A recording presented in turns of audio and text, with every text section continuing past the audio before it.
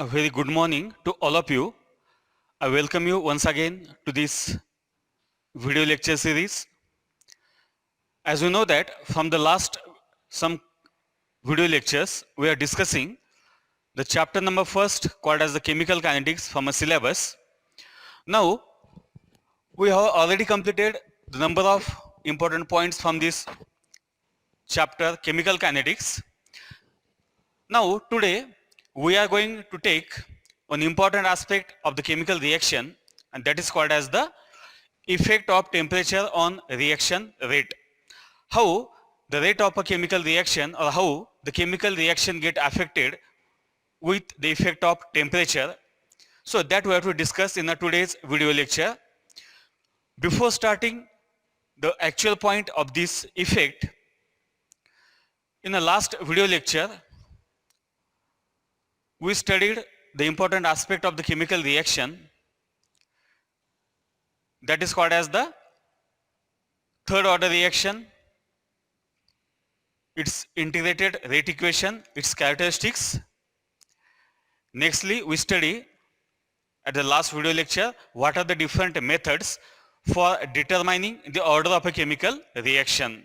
Now, after studying these particular important points, now we have to let us study now how the chemical reaction get affected with the application of the temperature. We know that as we apply the temperature on a particular chemical reaction, what happens? The rate of a chemical reaction alters. It increases with the application of a particular temperature, and that's why we can say that the chemical reactions rate get increase with the increase in the temperature. For example, if we increase the temperature of a particular chemical reaction by 10 degrees centigrade, the rate of a chemical reaction get increased with a 2 to 4 fold or 2 to 4 times. That's how we can say that rate of a chemical reaction is directly proportional to the temperature. Now, always it is not possible that we increase the temperature by the 10 degrees centigrade. Sometimes that temperature may get vary other than the 10 degrees centigrade. So, if we want to study the rate of a chemical reaction with related to the temperature, what we have to take here? We have to take here the rate of a chemical reaction at a particular temperature, and for this purpose we take here some ratio. For example, if I take here the rate constant at a particular temperature with the another temperature. For example, if I take a rate constant at a one temperature, that kT plus n into 10 divided by k at a particular temperature. What is the meaning of this? It means that we have to consider a same chemical reaction at a two different temperature, generally differing by the 10 degrees centigrade. So, if I take such a type of the ratio of the rate constant for a same chemical reaction, it is equal to the gamma raised to n. It is equal to the gamma raised to n. Then this type of ratio is called as the Van 't Hoff rule. This is called as the Van 't Hoff rule. So, when we take the ratio of this type of chemical reactions rate constant at a two different temperature, then it is equal to the gamma raised to n, where n may be positive, may be negative, or may be fractional. Then this type of ratio is nothing but the Van 't Hoff rule. This relation is called as the Van 't Hoff rule. Again, if I take the rate constant of a chemical reaction at the two different temperature, generally differing by the 10 degrees centigrade. So if I take the such a type of the ratio, then that ratio is called as the temperature coefficient. That ratio is called as the temperature coefficient. This is called as the temperature coefficient. So this is a very simple point. Effect of temperature on the rate of a chemical reaction. So we already stated that as we increase the temperature of a particular chemical reaction, it generally get increased. If I increase it by the 10 degrees centigrade, it increases by the 2 to 4 times. If I take the ratio of this rate constant at a two different temperature, it is equal to the gamma raised to n, where n may be positive, negative, or it may be fractional. Then this is called as the Van 't Hoff rule, and the ratio of this rate constant at a two different temperature, generally differing by the 10 degrees centigrade, is called as temperature coefficient of a particular chemical reaction. Now, after studying these two simple concepts, we are interested now to studying the next important equation from the same topic, that is called as the Arrhenius equation. What is by the Arrhenius equation? So in connectivity to the our first point, effect of temperature on the reaction rate, the scientist Arrhenius proposed one equation. That equation gives the relationship. That equation gives the relationship between the rate of a chemical reaction with that of the temperature, or it may give the variation of rate of a chemical reaction with the application of the temperature. So that reaction we have to discuss now, that is called as the Arrhenius equation. Now in order to study this Arrhenius equation,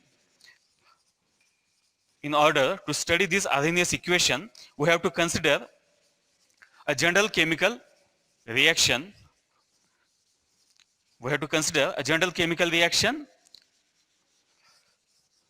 So for this purpose I take here a general chemical reaction as A plus B. It is in equilibrium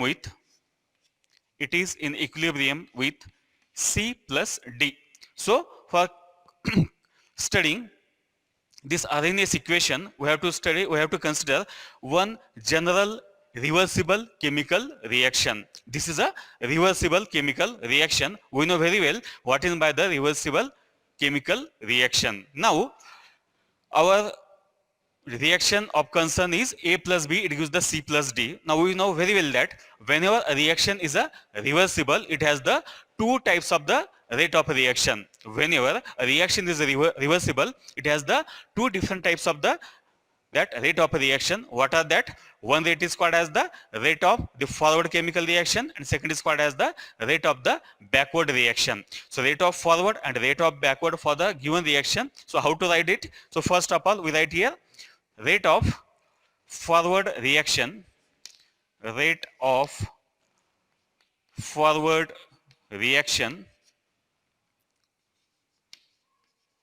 forward reaction is equal to, so we consider this as a small RF. R is a rate of a chemical reaction, F stands for forward reaction. So what is it? It is equal to K1 into concentration of A into concentration of B. So this is the first simple rate of a forward reaction, that is equal to the RF is equal to K1, that is the rate constant, into concentration of reactant, that is the concentration of A into concentration of B. This equation is, for example, equation number first. In a similar way, the second type of rate is a rate of backward reaction. This is a rate of backward reaction.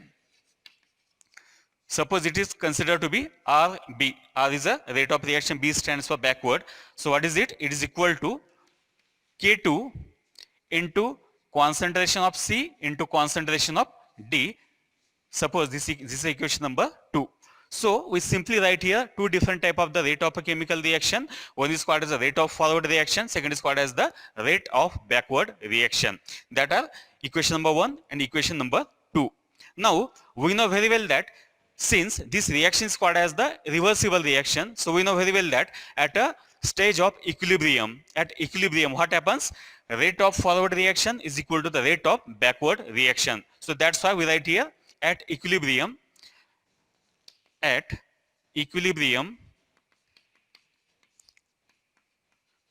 what happens? Rate of forward reaction is equal to the rate of backward reaction. These two rates becomes equal at the equilibrium point. So we write here rate of forward reaction is equal to the rate of backward reaction. Now if I substitute actual value of this rate of forward and rate of backward, what is it? So RF is equal to K1 into concentration of A into concentration of B. This is total equal to, now instead of this RB we substitute here actual value. So RB is equal to rate constant K2 into concentration of C into concentration of D. Just we substitute or put the values for this RF and RB. Now after substituting this value, just we rearrange the given equation. What you will get here? So I rearrange it as K1 divided by K2 is equal to concentration of C into concentration of D divided by concentration of A into concentration of B. Just I rearrange the given equation in the form of K1 divided by K2 is equal to concentration of C into concentration of D divided by concentration of A into concentration of B. Now we know that instead of writing this K1 and K2, instead of writing this K1 and K2, what we can write here, this K1 and K2 is nothing but the ratio of rate constant for forward reaction and backward reaction. So instead of this, we may write here another type of the rate constant, that is a Kc. Therefore, our equation becomes Kc is equal to, what is meant by Kc? Kc is nothing but the ratio of forward reaction to that of the rate of backward reaction. That ratio, instead of that, we take here Kc. So that equation is nothing but the Kc is equal to, again, concentration of C into concentration of D divided by concentration of A into concentration of B. Just that equation we will get, that is a rate of equilibrium constant, or equilibrium constant is equal to that particular concentration of product divided by concentration of reactant. So that is our next equation.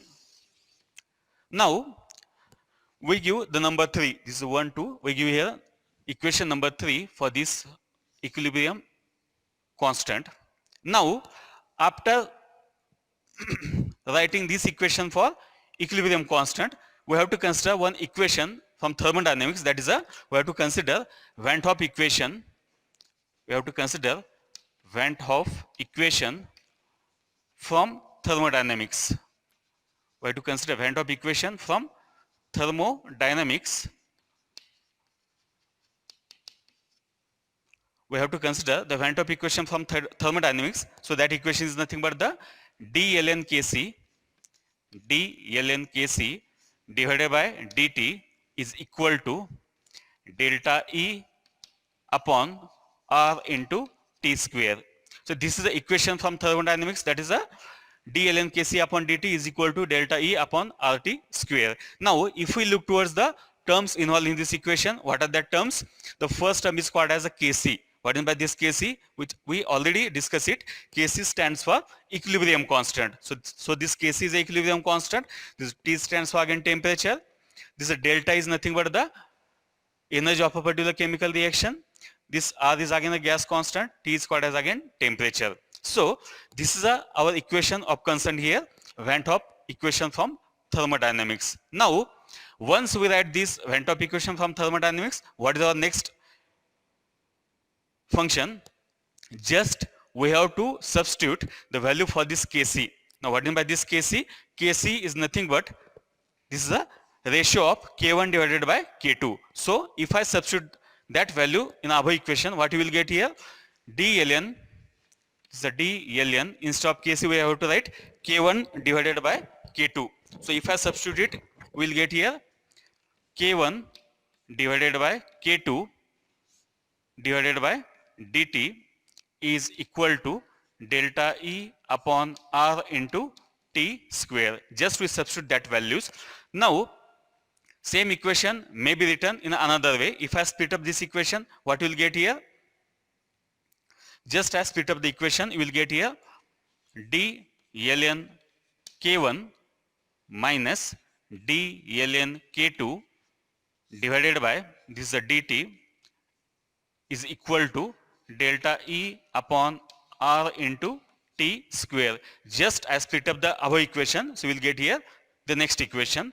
The same equation may be written in another way. This equation may be written as d ln K1 divided by dt minus d ln K2 divided by dt. Just as split up the again above equation into d ln K1 divided by d2 minus d ln K2 divided by dt, total equal to, is equal to, now again what we have to consider here, this is delta E is nothing but the energy or heat of a reaction. So what happens, instead of this delta E, we may write here, what we have to write here, we may write here E1 divided by, E1 minus E2 divided by R into T square. What we can write here? Instead of delta E, we may write here E1 minus E2. And what is mean this? Delta E is equal to E1 minus E2 is nothing but the characteristics of reversible chemical reaction. This is the characteristics of this reversible chemical reaction. That's why we write here E1 minus E2. Now, after writing this, d ln k1 upon d2 minus d ln k2 upon dt is equal to E1 minus E2 divided by RT square. We have to consider here the next equations. So from this equation we may write the two different type of the equations. From these equations we may write the two different type of the equations. So first of all we may write here d ln k1 upon dt, d ln k1 upon dt. Just I consider the first term, d ln k1 upon dt is equal to E1 upon R into t square plus I. E1 upon RT square plus I. Secondly, we may write here d ln k2 divided by dt is equal to E2 upon R into t square plus I. These two equations we may write from this above equation. We can give it the numbering next to this 4 and 5. So this is the equation number 4. This is the equation number 5. Once we obtain this equation number 4 and 5, in this both this equation, one constant is there. That constant is capital I. Now this I is a temperature independent. This I is a temperature independent. That's why we can take it as a 0. I is taken to be as a 0. Why this is so? Because it is a independent on temperature. That's why this equation number 4 and 5 can be written as d ln k1 divided by dt is equal to E1 upon R into t square. This is the first equation, and second equation is d ln k2 divided by dt is equal to E2 upon R into t square. So these two equations can be obtained. d ln k1 upon dt is equal to E1 upon RT square, and d ln k2 upon dt is equal to E2 upon RT square.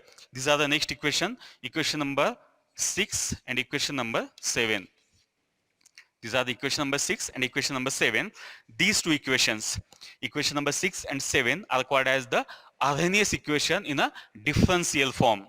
These equations are called as the Arrhenius equation in a differential form. Now we have to convert these two forms of the Arrhenius from differential equation into the integrated equation. We have to convert these two forms of this Arrhenius into the integrated form. So for this purpose, we have to again carry out the integration of equation 6 and 7. We have to carry out the integration of this equation 6 and 7. What we will get here? We will get here, after integrating this 6 and 7, we will get two different equations. One is K1 is equal to, K1 is equal to capital A into e raised to minus E1 upon RT.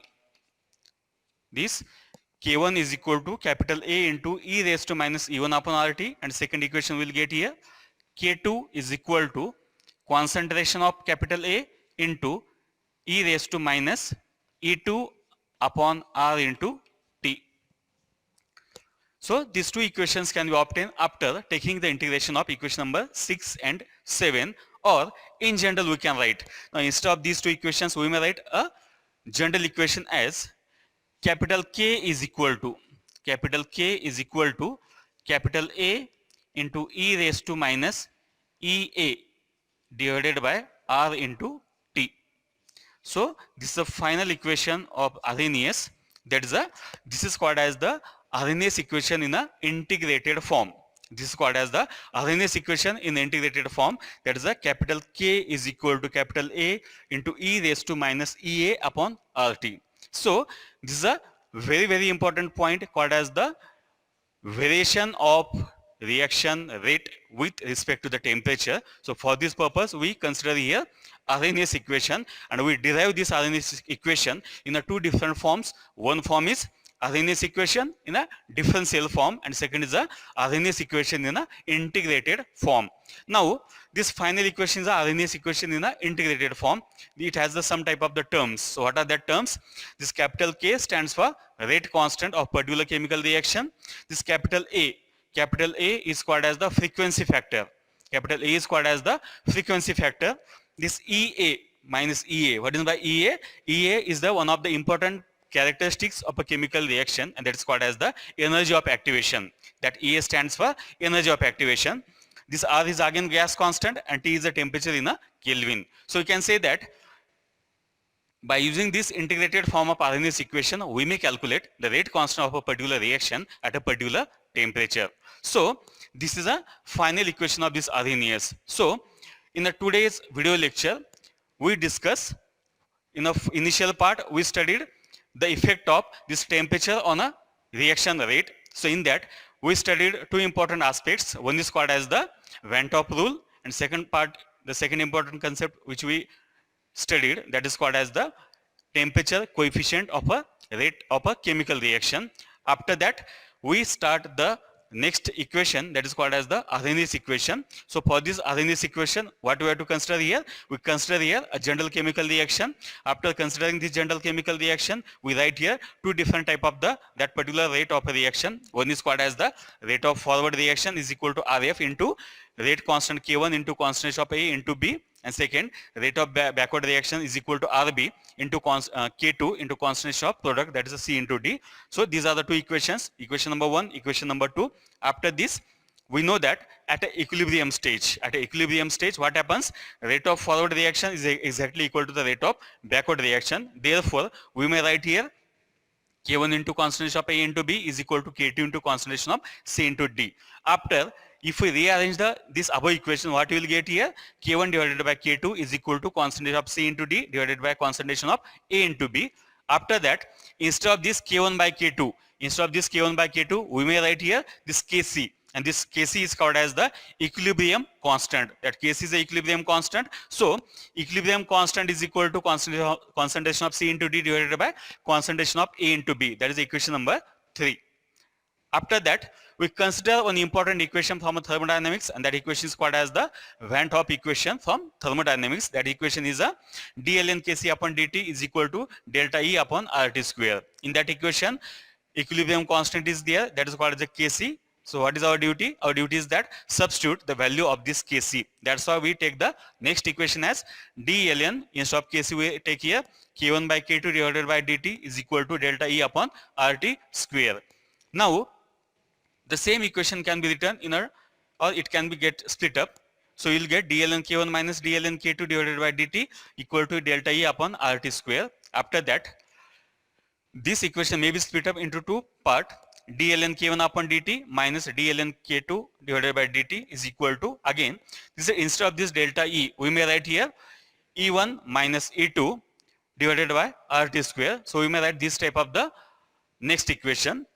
After that, these above equation may be written in a two different forms. The first form is your dln K1 upon dt is equal to E1 upon RT square plus I. Again, dln K2 upon dt is equal to E2 upon RT square plus I. Equation number 4 and 5. In these both equations, one term is there that is called as the constant capital I. This I is independent upon temperature, and that's why we take it equal to the 0, and that's why the above equation 4 and 5 converted into dln K1 upon dt is equal to E1 upon RT square and dln K2 divided by dt equal to E2 upon RT square. So equation number 6 and 7 are called as the Arrhenius equation in a differential form.